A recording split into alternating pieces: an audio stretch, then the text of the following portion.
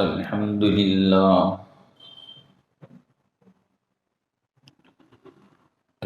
لله نحمده ونستعينه ونستغفره ونؤمن به ونتوكل عليه ونعوذ بالله من شرور أنفسنا ومن سيئات أعمالنا من يهده الله فلا مضل له ومن يضلله فلا هادي له ونشهد أن لا إله إلا الله وحده لا شريك له ونشهد أن سيدنا وسندنا وحبيبنا ونبينا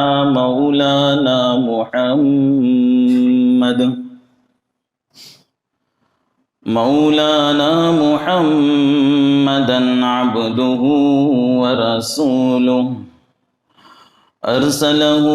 بالحق بشيرا ونذيرا وداعيا إلى الله بإذنه وسراجا منيرا وصلى الله على النبي وآله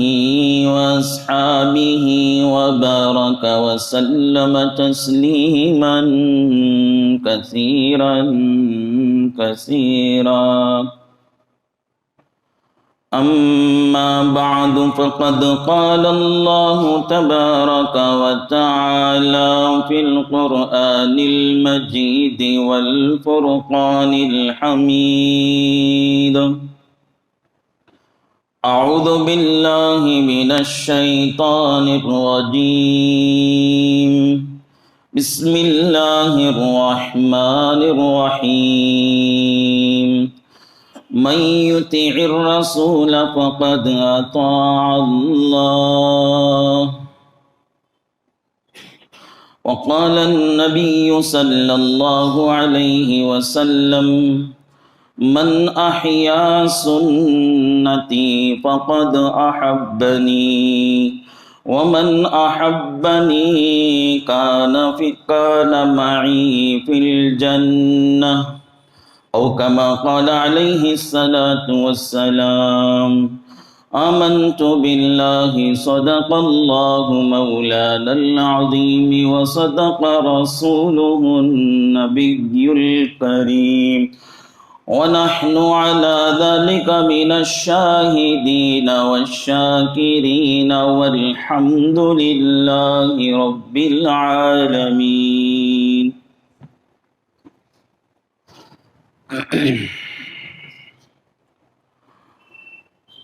قابل احترام بزرگوں اور قابل قدر ملت کے نوجوان بھائیوں، عزیز دوستوں، ربیع الاول کا مہینہ چل رہا ہے۔ اس مہینے میں سرور کائنات آقائے نامدار محمد عربی و عجمی محمد مصطفیٰ صلی اللہ علیہ وسلم کی ولادت مبارکہ ہوئی۔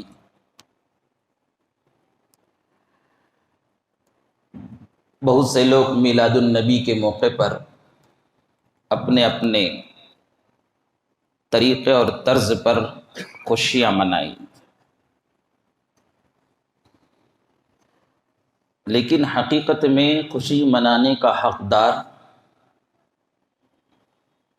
وہی انسان ہے جس کو نبی کی سنتوں پر عمل کی توفیق ہو گئی۔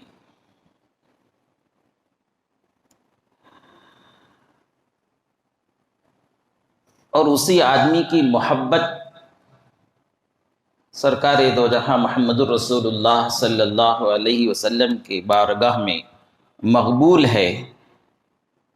جس نے اپنی زندگی کو نبی کی سنتوں کے مطابق بنا لیا۔ اور یہ بات میں اپنے طریقے سے نہیں کہہ رہا، مجھے کہنے کا بھی اس کا حق بھی نہیں ہے۔ خود محمد رسول اللہ صلی اللہ علیہ وسلم نے فرمایا، من احیا سنتی، جس نے میری سنت کو زندہ کیا، فقد احبنی، حقیقت میں اسی نے مجھ سے محبت کیا، فقد احبنی۔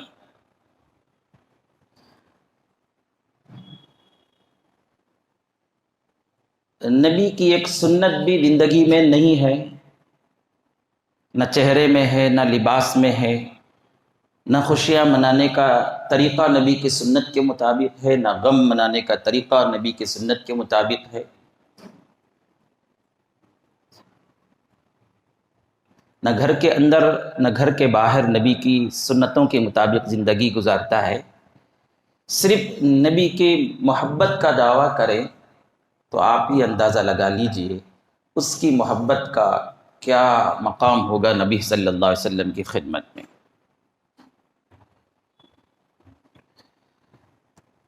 ایک آدمی ہے جو ہم سے کہتا ہے آپ سے بہت محبت ہے،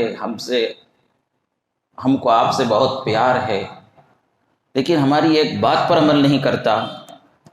ہماری ایک بتائے ہوئے طریقے پر نہیں چلتا، ہماری کسی بات کی اس کے پاس اہمیت نہیں ہے، بلکہ ہمارے مخالفوں کی، ہمارے دشمنوں کی باتوں پر چلتا ہے، ان کے طریقے کو اپناتا ہے، تو ہم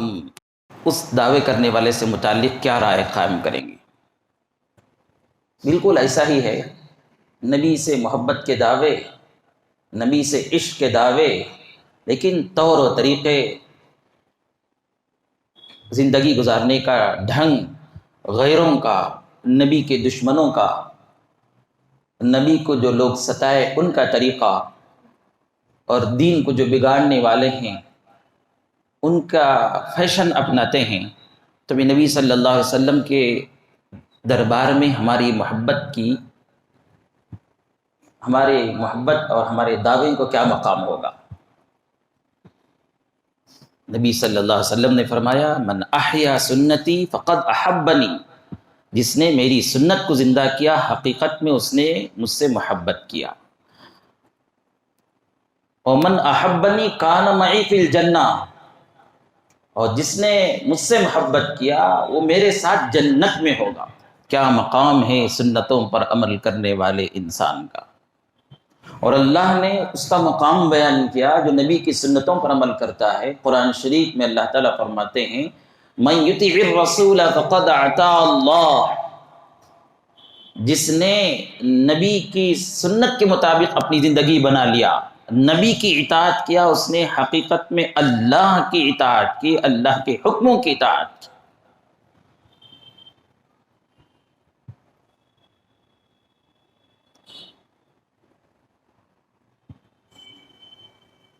حضرات صحابہ رضی اللہ عنہم اجمعین کی زندگی کو دیکھو، معمول بنا لیا تھا حضرات صحابہ، دو دو تین تین آدمی مل کر، کہ آج ہم بازار جائیں گے، تم دونوں نبی صلی اللہ علیہ وسلم کی خدمت میں حاضر رہیں گے، وہاں جو تعلیم دی جائے گی، وہاں جو سنت بیان کی جائے گی، یا جو نبی صلی اللہ علیہ وسلم کے طریقے کو تم دیکھو گے، اسے نوٹ کر لینا، ہم بازار سے آنے کے بعد تمہارے پاس وہ سیکھ لیں گے، اور دوسرے دن ہم نبی صلی اللہ علیہ وسلم کی خدمت میں پہنچیں گے، تم بازار چلے جانا، اور جو کچھ نبی صلی اللہ علیہ وسلم نے بیان کیا، سکھایا، نبی کی سنت کو جو ہم دیکھے اسے ریکارڈ کریں گے، اور شام میں تم کو سکھا دیں گے۔ ایک ایک سنت کو دیکھتے ریکارڈ کرتے تھے، ایک ایک قول کو، ایک ایک عمل کو، ایک ایک حرکت کو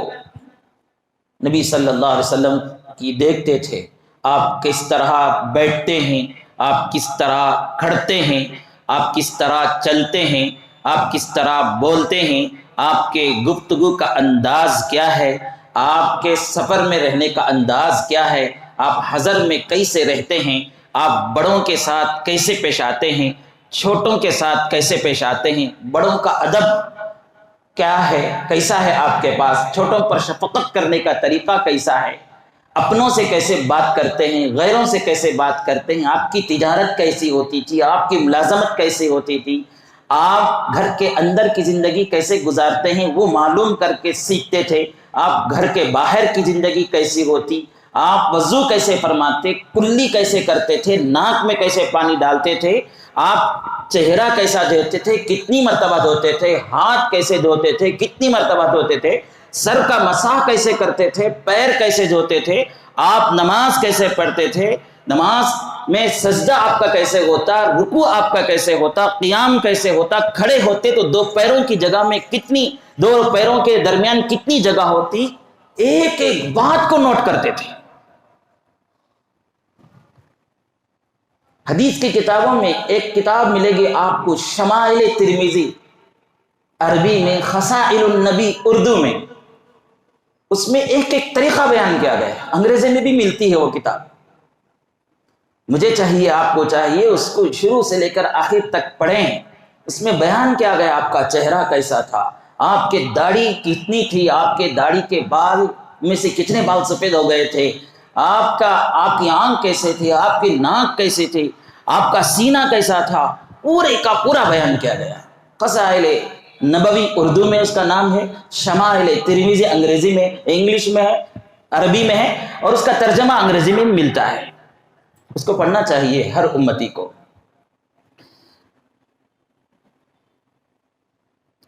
اور حضرات صحابہ ایک ایک بات کو یہ دیکھتے، نقل کرتے، نقل کرنے کی حد تک نہیں ہوتا تھا، بلکہ اسے نقل کرنے کے بعد،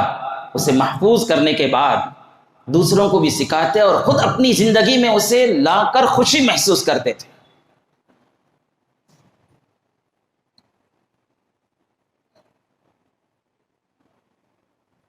اسی ارادے سے میں نے بھی سوچا ہے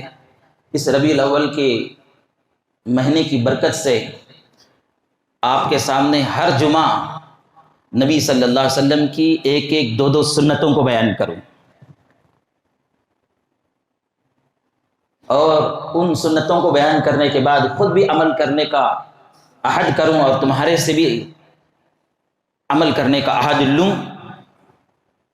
اس طرح ہماری زندگی میں ایک ایک سنت زندہ ہو جائیں، موت سے پہلے ہم سر سے لے کر پیر تک، گھر سے لے کر گھر کے باہر کی زندگی تک، ملازمت سے لے کر تجارت تک، خوشیوں سے لے کر غم تک، ہر چیز نبی کی سنت کے مطابق ہو جائے۔ دعا کیجئے اللہ تعالیٰ اس عنوان کو بیان کرنے کی استطاعت اور طاقت اللہ مجھے نصیب فرمائے، اور اس کے بعد ہم سب کو عمل کی توفیق نصیب فرمائے۔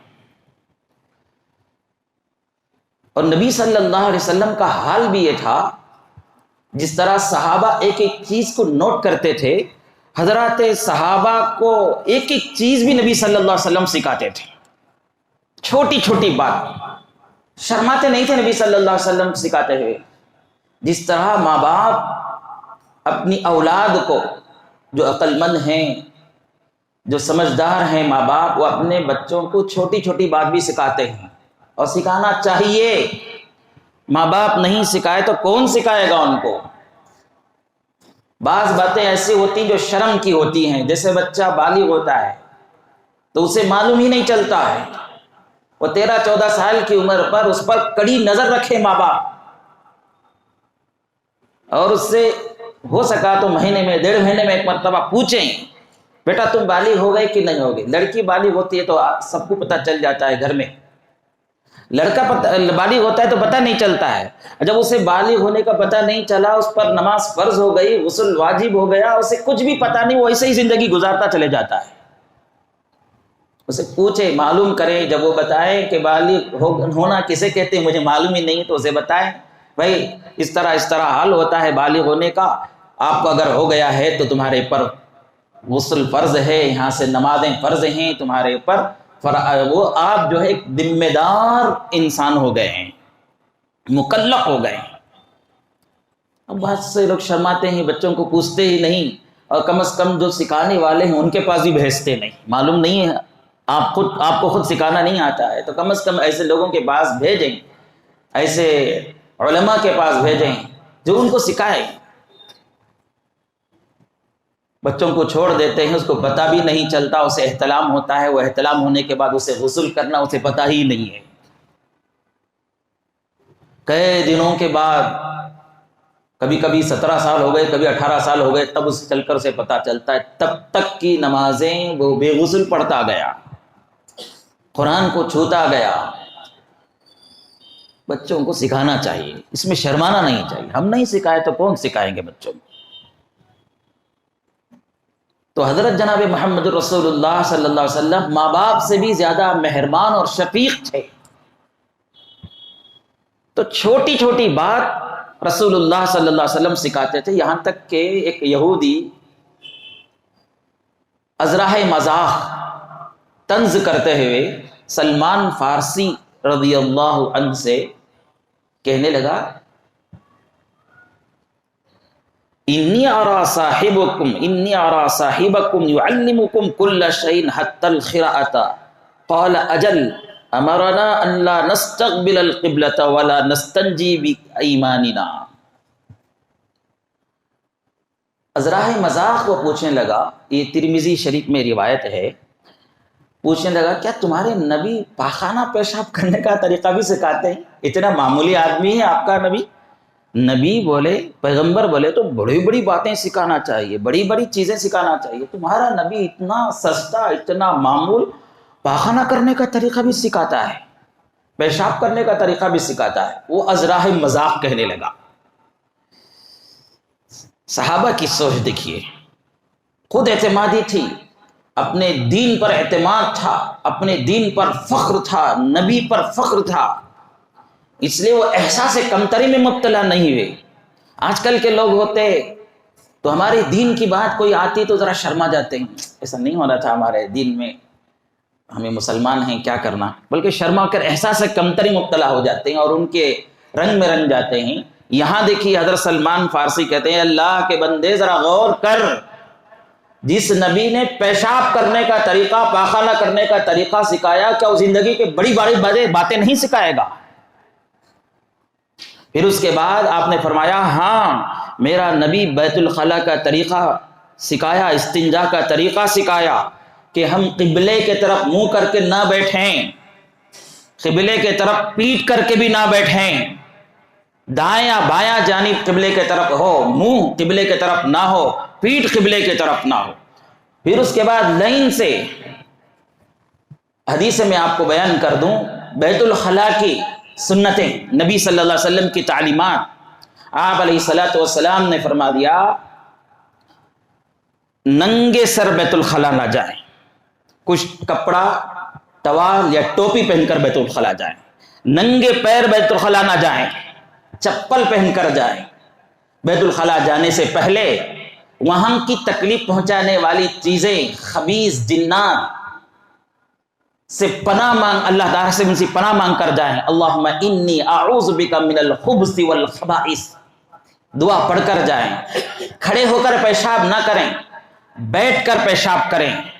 سیدھے ہاتھ سے، دائیں ہاتھ سے استنجا صاف نہ کریں، بائیں ہاتھ سے استنجا کریں، دائیں ہاتھ سے استنجا کریں، اور پیشاب کرتے ہیں تو اس طرح کریں کہ پیشاب کے چھینٹے اڑ کر ہمارے کپڑے پر نہ پہنچیں، ہمارے بدن پر نہ لگیں، کیونکہ اس سے عام طور پر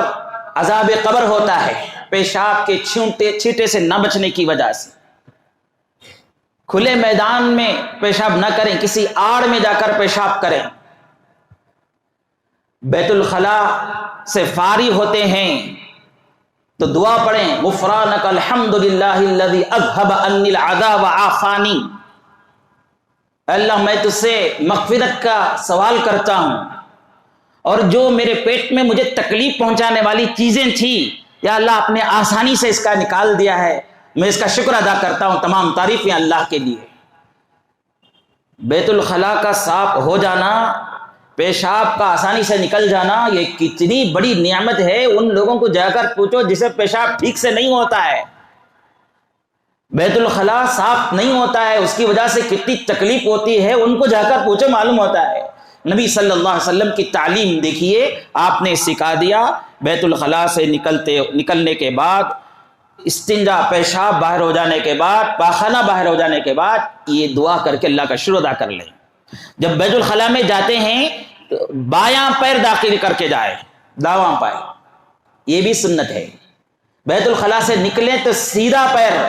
سے نکلیں۔ چھوٹی چھوٹی بات نبی صلی اللہ علیہ وسلم نے سکھا دی، تھوڑا دھیان سے عمل کر لیں گے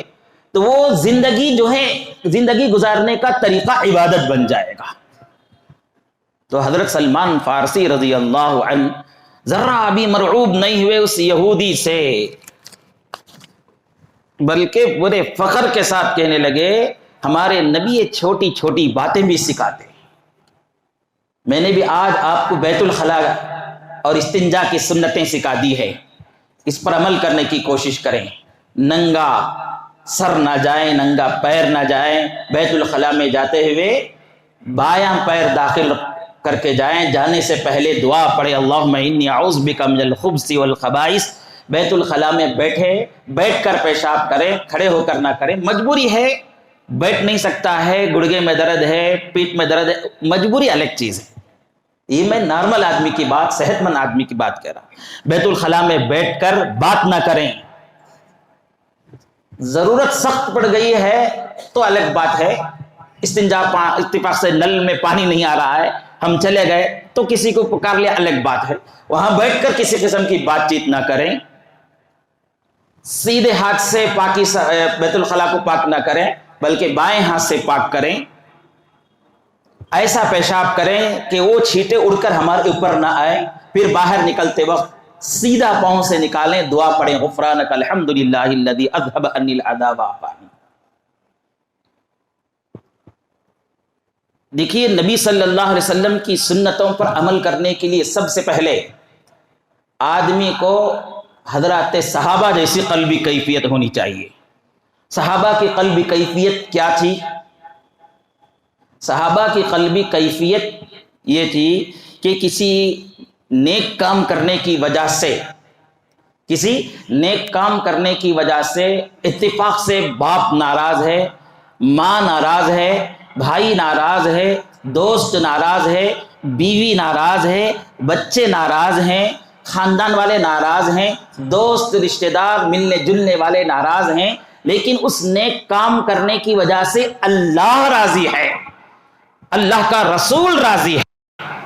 تو پھر دنیا کی کوئی طاقت اس نیک کام کرنے سے روک نہیں سکتی تھی حضرات صحابہ۔ یہ قلبی کیفیت ہمارے اندر ہو، کسی کام کے کرنے کی وجہ سے باپ راضی، ماں راضی، دوست راضی، رشتہ دار راضی، بھائی راضی، سب راضی ہیں، لیکن اللہ اس کا رسول ناراض ہے تو دنیا پوری کشادہ ہونے کے باوجود ان کو تنگ معلوم ہوتی تھی۔ قرآن شریف گواہ ہے حضرات صحابہ کی قلبی کیفیت پر۔ حتی اذا ضاقت علیہم الارض بما رحبت وضاقت علیہم انفسہم وظنوا ان لا ملجأ من اللہ الا الیہ۔ پوری دنیا کی زمین کشادہ ہونے کے باوجود اللہ اس کا رسول ناراض ہے تو زندگی تنگ معلوم ہوتی تھی۔ یہ قلبی کیفیت ہمارے اندر ہو تو سنتوں پر عمل کر سکتے ہیں۔ اگر ہم سنت پر عمل کرتے ہوئے یہ سوچیں کہ اس سنت پر عمل کروں گا تو لوگ کیا کہیں گے، بیوی کیا کہے گی، بچے کیا کہیں گے، دوست کیا کہیں گے، معاشرے کے لوگ کیا کہیں گے، لوگوں کی اگر فکر کر کے کسی سنت پر عمل کرنا چاہے تو پھر آدمی ایک سنت پر بھی عمل نہیں کر سکے گا۔ نبی سے محبت ہے، اپنے آپ کو عاشقان رسول میں شامل کرنا چاہتے ہیں تو نبی کیا کہتے ہیں، اللہ کیا کہتے ہیں وہ سوچ ہونی چاہیے، لوگ کیا کہتے ہیں یہ سوچنا ہو۔ اگر لوگ کیا کہتے ہیں اس سوچ میں پڑیں گے تو پھر ایک سنت پر بھی عمل کی توفیق نہیں ہوگی، بلکہ اللہ حفاظت فرمائے وہ ایمان سے بھی محروم ہو جائے گا۔ میں یوں ہی نہیں کہہ رہا ہوں تقریر کے جوش میں آ کر، بلکہ پورے دلیل کے ساتھ خواجہ ابو طالب کو محمد الرسول اللہ سے محبت نہیں تھی؟ محمد الرسول اللہ صلی اللہ علیہ وسلم کو کیا نہیں پہچانتے تھے؟ نبی صلی اللہ علیہ وسلم سے ہمدردی نہیں تھی؟ ہمدردی تھی، محبت تھی، پیار تھا۔ اسی پیار میں آ کر 3 سال تک شعب ابی طالب میں محمد الرسول اللہ کے ساتھ رہ کر، بھوکے پیاسے رہ کر تکلیف برداشت کی۔ اسی محبت میں آ کر، اسی ہمدردی میں آ کر خواجہ عبد المطلب کی وفات کے بعد سے خود کی وفات تک رسول اللہ صلی اللہ علیہ وسلم کی دیکھ بھالی کی۔ لیکن کیا ہوا؟ نبی صلی اللہ علیہ وسلم کی بات پر عمل کرتے ہوئے دماغ میں بات آ گئی کہ لوگ کیا کہیں گے۔ خواجہ ابو طالب کی وفات ہو رہی تھی، رسول اللہ صلی اللہ علیہ وسلم نے پہنچا اور بہت ہی عاجزی سے، بہت ہی پیار سے اپنے چچا سے کہنے لگے، چچا جان کلمہ پڑھ لیجئے، میں کل قیامت کی تمہاری سفارش کر سکوں۔ تو خواجہ ابو طالب آخری وقت میں کہتے ہیں، بھتیجا، میرے پیارے بھتیجے، اگر مجھے اس بات کا خیال نہ ہوتا کہ موت کے ڈر سے بھتیجے کے لائے ہوئے دین کو خواجہ ابو طالب قبول کر لیا ہے، اگر لوگوں کے اس طعنے کا خوف نہ ہوتا تو میں کلمہ پڑھ لیتا تھا، لیکن لوگ یہ کہیں گے اس لیے میں اپنے باپ دادا کے دین پر رہتا ہوں، یہ کہہ کر وفات پا گئے۔ کس چیز نے دین سے، کلمے سے، ایمان سے محروم کیا بھائی؟ لوگ کیا کہیں گے؟ آج ہمارا بھی یہی حال ہے۔ چہرے پر داڑھی کی سنت زندہ کر رہا ہے تو خیال پیدا ہوتا ہے لوگ کیا کہیں گے۔ شادی سادی سیدھی کرنا ہے، سنت کے مطابق کرنا ہے تو سوچتے ہیں کہ لوگ کیا کہیں گے، خاندان والے کیا کہیں گے۔ تو یہ لوگ کیا کہیں گے، لوگ کیا کہیں گے، یہ سوچتے سوچتے آدمی جو ہے جہنمی ہو جاتا ہے۔ اس لیے سب سے پہلے قلبی کیفیت یہ بنائیں کہ لوگ کچھ بھی کہہ لیں، میرے نبی اور میرے خدا کے حکم کے مطابق میں زندگی گزاروں گا، تو پھر وہ یہ راستہ جنت کی طرف لے جانے والا ہے، یہ راستہ جنت کی طرف لے جانے والا ہے۔ لوگوں کے تانوں کی فکر نہ کریں۔ حضرات صحابہ کی یہی سوچ تھی۔ حضرت حذیفہ بن یمان رضی اللہ عنہ کا واقعہ آپ نے سنا ہے۔ حضرت حذیفہ بن یمان رضی اللہ عنہ ایک نمائندہ بن کر ایران پہنچتے ہیں۔ ایران اس وقت ایک سپر پاور طاقت تھی، اس کی تہذیب ساری دنیا میں چلتی تھی، اس کا فیشن ساری دنیا میں چلتا تھا، لوگ ساری دنیا کے لوگ وہاں کے فیشن ہی کو اپناتے تھے، وہاں کی تہذیب ہی کی تہذیب سمجھتے تھے۔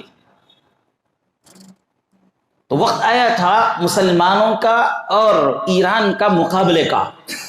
تو اس وقت درمیان میں ایک بات آ گئی تھی، پہلے مصالحت کی بات کر لیں گے، اگر مصالحت ہو جائی تو جنگ کئی کو۔ یہ سوچ کر حضرات صحابہ میں سے عامر بن ربیع اور حذیفہ بن یمان رضی اللہ عنہ ایران پہنچتے ہیں۔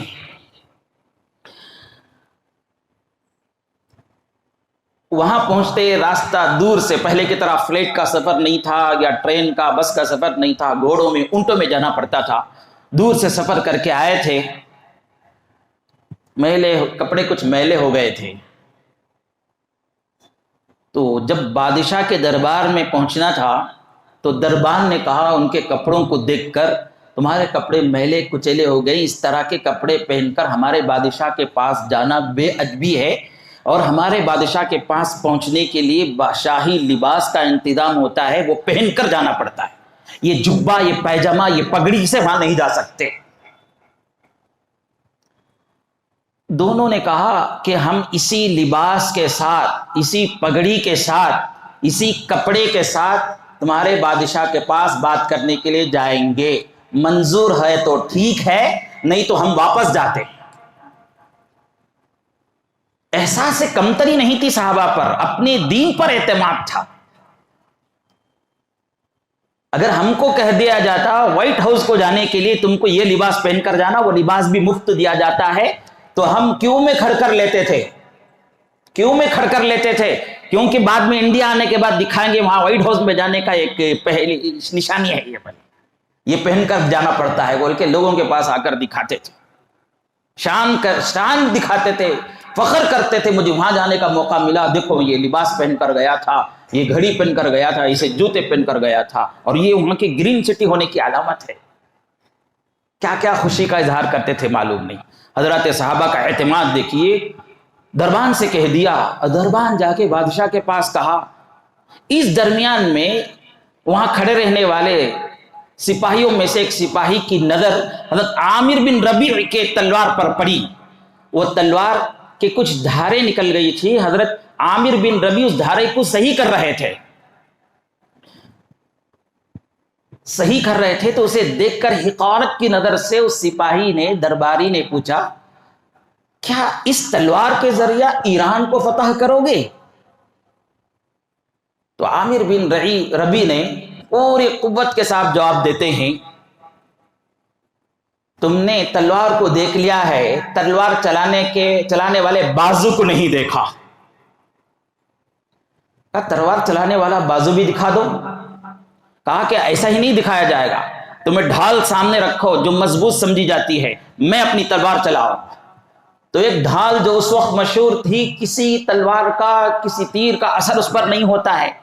وہ ڈھال لا کے حضرت عامر بن ربیع کے سامنے رکھی گئی، وہی دھاریاں نکلی ہوئی تلوار لے کر پوری قوت کے ساتھ، پورے اعتماد کے ساتھ اس ڈھال پر مارتے ہیں تو ڈھال ٹکڑے ٹکڑے ہو جاتا ہے۔